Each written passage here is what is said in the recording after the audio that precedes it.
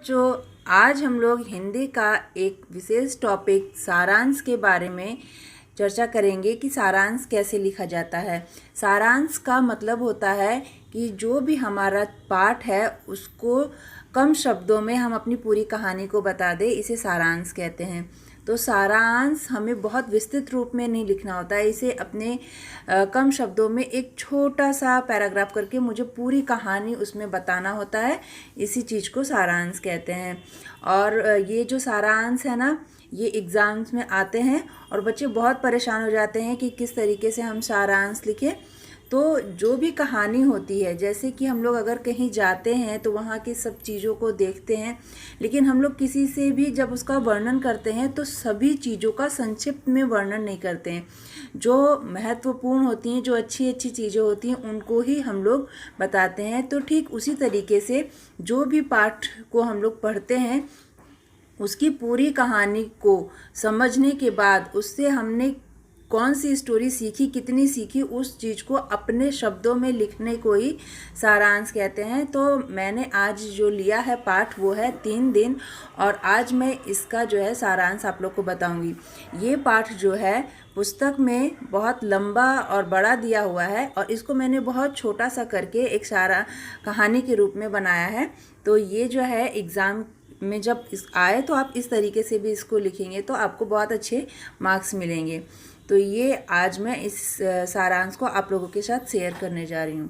तो चलिए स्टार्ट करते हैं 3 दिन का सारांश।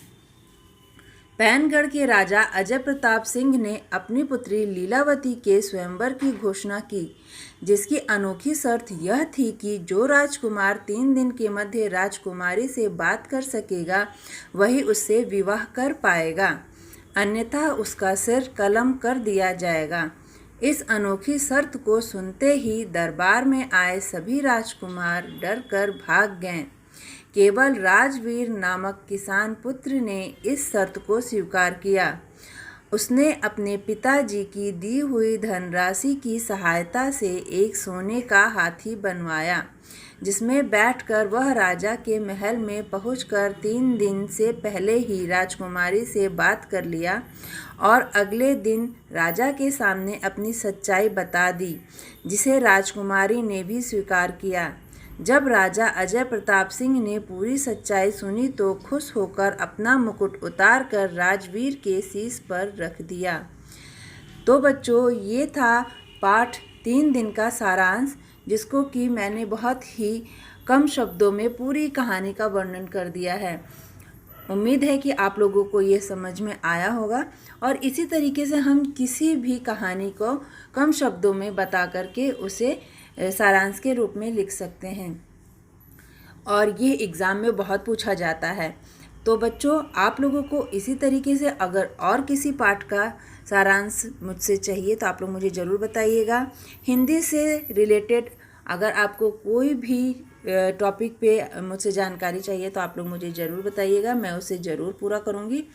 तो इसी के साथ मैं इस सारांश को यहीं पे समाप्त करती हूँ।